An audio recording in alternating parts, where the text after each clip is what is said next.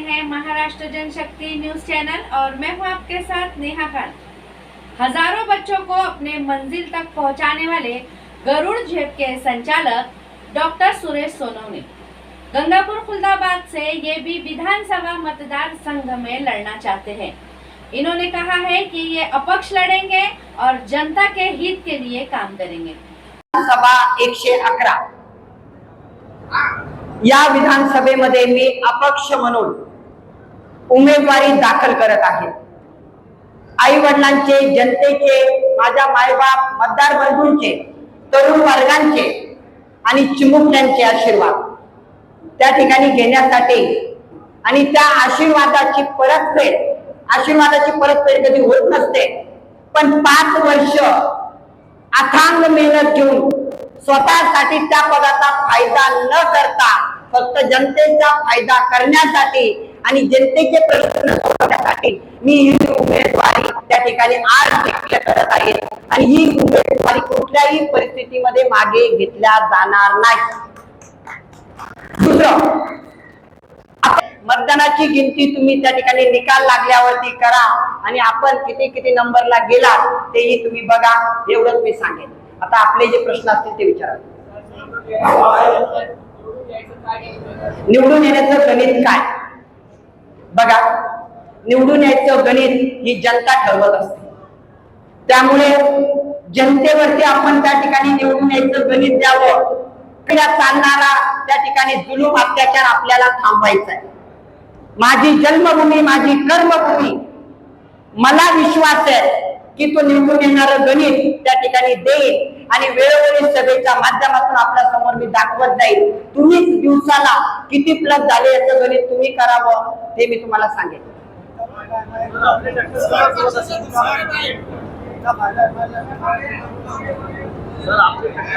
माझी टक्कर कोणासोबत असेल तर एक लक्षात घ्या, मी टक्कर वगैरे देत नाही।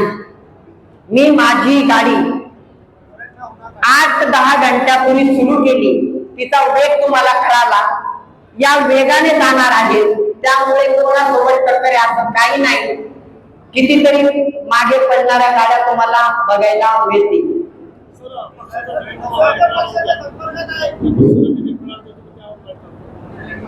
मला जर पक्षाचं तिकीट मिळालं तर मी घेणार नाही।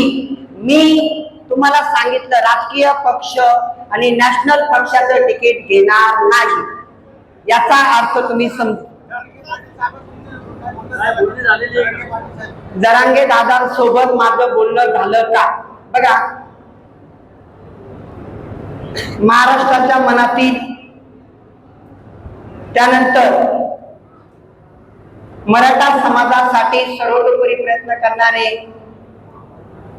मनोज दादा जरांगे यांच्यासोबत बोलणं होण्यापेक्षा त्यांची क्लिप मी ऐकलेली आहे, तुमच्याच माध्यमातून ती माझ्यापर्यंत पोहोचली। जो उमेदवार त्या ठिकाणी निवडून येण्यास पात्र असेल, निष्कलंक असेल, पिढ्यानपिढ्या खानदानी नसेल, त्या उमेदवाराला त्या ठिकाणी ते उमेदवारी देतील। जर माझं नाव त्याच्यात आलं तर मी हसत मुखाने आशीर्वाद रूपी घेईल आणि जर मतदारसंघामध्ये माझ्यापेक्षा जर चांगला चेहरा त्या ठिकाणी कुणाला दादांनी उमेदवारी दिली तर त्याचंही त्या ठिकाणी मतदार राजा नक्कीच स्वागत करेल, ही मला त्या ठिकाणी खात्री आहे। मला कोणी धमकी दिली, काय दिलं, हे आज ती वेळ नाहीये। मला धमक्या पचवण्याची त्या ठिकाणी माझ्यामध्ये शक्ती आहे, त्यामुळे त्या धमक्या मी तुमच्या समोर त्या ठिकाणी सांगू इच्छित नाही, वेळ आल्यावरती बोलू।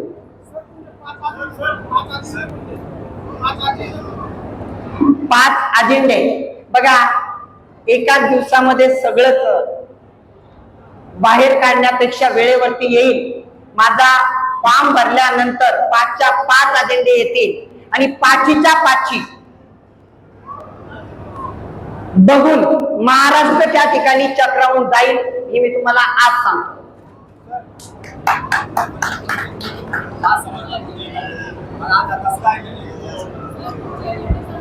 आमदार साहेबांचा समर्थक होतो, आज अचानक काय घडलं बघा।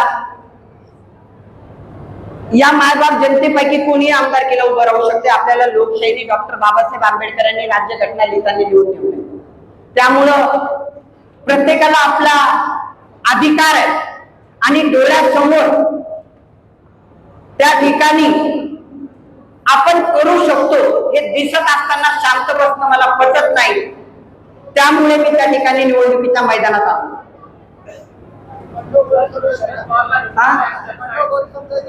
बंडखोरी समजायची का? बघा, बंडखोरी कशी असते. बंडखोरी अशी असते की मी पक्षामध्ये त्या ठिकाणी उमेदवारी मागितली असती, भारतीय जनता पार्टीला मी मागितली का? नाही मागितली. कोणी विचारा, माझा फॉर्म भरलेला नाही. मला त्या पक्षामध्ये राहण्याची इच्छा राहिली नाही. माझा प्रश्न आहे, त्याला बंडखोरी समजू नये. बघा, मी खरा बोलणारा व्यक्ती आहे. मी कोणत्या नेत्याला भेटून आलो हे जग जाहीर मीच करणार. काका भेटून आलो त्याचे कारणही मी तुम्हाला सांगेल. येत्या काही सभामध्ये तुम्हाला दिसेल आणि तुम्हाला 1 तारखेला एक मोठा गौप्यस्फोट होणार आहे. त्या गौप्यस्फोटामध्ये मी जिथून येतोय, आज एक खुर्ची आहे, तिथं किती खुर्च्या लागतील ते तुम्हाला बघायला मिळेल.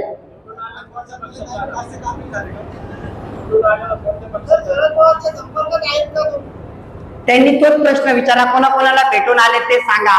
मी सांगितलं कोणत्या नेत्यांना भेटून आलो मी हे लवकरच डिक्लेअर करेन.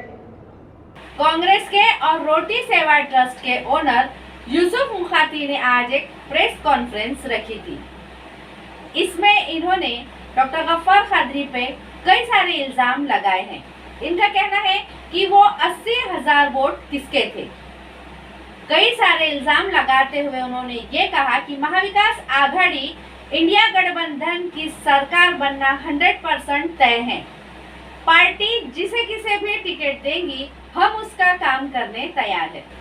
अस्सलाम वालेकुम, मैं यूसुफ मुकाती, रोटी बैंक सेवा ट्रस्ट का अध्यक्ष प्लस कांग्रेस पार्टी से एक टिकट मांगने वाला इच्छुक उम्मीदवार. कल जो है तो हमने डॉक्टर गफ्फार कादरी साहब का प्रेस कॉन्फ्रेंस देखी. ठीक है, उनका बोलना यह है कि हमने कांग्रेस का टिकट मांगा है और कांग्रेस का टिकट हमको मिल जाएगा. इसके ऊपर हमने कुछ बातें देखी, कुछ बातें सोची और कुछ बातें आपके सामने हम रखते. डॉक्टर गफ्फार साहब जो है तो 2014 में एमएलए का इलेक्शन लड़े थे. सबसे पहली बात तो ये उनको डिक्लेयर करना पड़ेगा कि ये जो 2014 में आपने 70,000 के लगभग वोट लिए थे, तो ये वोट आपके थे, एमआईएम के थे कि असदुद्दीन अवैसी साहब के थे. अगर आप बोलते हमारे वोट थे, यानी कि डॉक्टर गफ्फार साहब के वोट थे, तो फिर एमआईएम पार्टी की इतनी जोर शोर से चिल्लाती कि वोट हमारे थे. दूसरी बात, आपने 2019 के अंदर 80,000 के लगभग वोट लिए, तो ये वोट गफ्फार साहब के थे, एमआईएम पार्टी के थे कि असदुद्दीन अवैसी साहब के थे. ये बहुत बड़ा मसला है. और दूसरी बात इसके अंदर ये है कि पिछले 10 सालों के अंदर गफ्फार साहब ने, इम्तियाज साहब ने, हैदराबाद की पार्टी ने औरंगाबाद शहर के अंदर आके चिल्ला के, चीख के, हाय बदवा दे के एक ही पार्टी को गाली दे दी है, वो है कांग्रेस पार्टी. कांग्रेस पार्टी का 2014 तक का इंफ्रास्ट्रक्चर बहुत ही बढ़िया काम करता था. यहाँ पे खुद का आमदार था, राजेंद्र दड़ा जी यहाँ के आमदार थे, यहाँ के मिनिस्टर थे. और 2014 तक के जो औरंगाबाद शहर के अंदर काम हुआ, आप देख रहे हैं, शेंद्रा एमआईडीसी यहाँ पे आया, एयरपोर्ट यहाँ पे आया, जितने उड़ान पुल थे यहाँ पे बने, इवन हमारा हज हाउस यहाँ पे बना, जितने भी औरंगाबाद शहर के मुस्लिम इलाके के कब्रिस्तान थे वो पूरे के पूरे 2014 के पहले कंप्लीट हो चुके थे. अब 2014 के बाद जब हैदराबाद की पार्टी औरंगाबाद के अंदर आके बोलती है कि हम यहाँ पे मुसलमानों की आवाज बढ़ेंगे, एमआईएम यहाँ पे आके इतिहाद रचेगा मुसलमानों के वास्ते, और गफ्फार कादरी साहब बोलते हैं कि मुझे कांग्रेस का टिकट दे दीजिए, मैं कांग्रेस का इच्छुक उम्मीदवार हूं, मैं कांग्रेस से लड़ना चाहता हूं, मैं दिल्ली गया, बंबई गया, राहुल गांधी को मिला, नाना भाऊ को मिला, इसको मिला, उसको मिला, आप दुआ करिए मेरे को टिकट मिल जाएंगी. भाई अल्लाह आपको टिकट दे दे, पर आपने कभी सोचा कि आप टिकट लेने के बाद 80,000 लोगों को क्या मुंह दिखाएंगे आपका? कौन से मुंह से आप रोशन गेट, चंपा चौक, किरारपुरे में जाएंगे? आप कौन से मुंह से आप किरारपुरा, रोशन गेट के ऊपर जाएंगे? नौजवानों को आप क्या जवाब देंगे कि यही कांग्रेस को मैंने कोस के आपसे दूर करा और आज मैं वही कांग्रेस के गोद में आके बैठ रहा? यह क्या तरीका हो गया? यानी आप आपके मतलब के लिए, आपके स्वार्थ के लिए कौम को यूज कर रहे।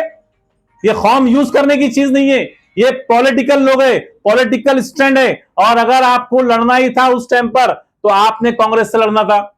आपने कांग्रेस से ना लड़ा, ना कांग्रेस से इच्छा जताई। आपको टिकट मिला नहीं तो आपने हैदराबाद वाली पार्टी को टाटा बाय बाय किया और आप आके औरंगाबाद के अंदर बंबई गया, मैं दिल्ली गया, मैं अमुक गया, मैं टमुक गया। अरे आपको जवाब देना है आपकी 80,000 वोटर को। जो आप बोलते हैं मेरे वोट है, एमआईएम बोलती है मेरे वोट है, असद साहब बोलते हैं मेरे वोट है, तो आप जवाब किसको देंगे? आप जब रोड से गुजरेंगे, जब आप रात को सोएंगे, तो आपने सोचना कि मैंने क्या बोलना चाहिए था और मैं क्या कर रहा हूं करके। ठीक है, आप टिकट मांग सकते, आपका टिकट मांगने का पूरा अधिकार था, मगर आप लास्ट स्टेज के ऊपर दूसरे लोगों को डोमिनेट करने के लिए, दूसरे लोगों को नीचा दिखाने के लिए कांग्रेस पक्ष का नाम ले रहे। पहली बात तो ये गलत है। ना आपने कांग्रेस के लोकल बॉडी को मिला, ना जितने इच्छुक उम्मीदवार है उनको मिला। जबकि आज हमारे पास में मोहसिन अहमद साहब के पास मीटिंग हुई, पूरे मुसलमानों ने आंख बंद करके सबने साइन किए, जो मुसलमान को टिकट मिलेगा हम सब मिलकर मुसलमान का साथ देंगे करके।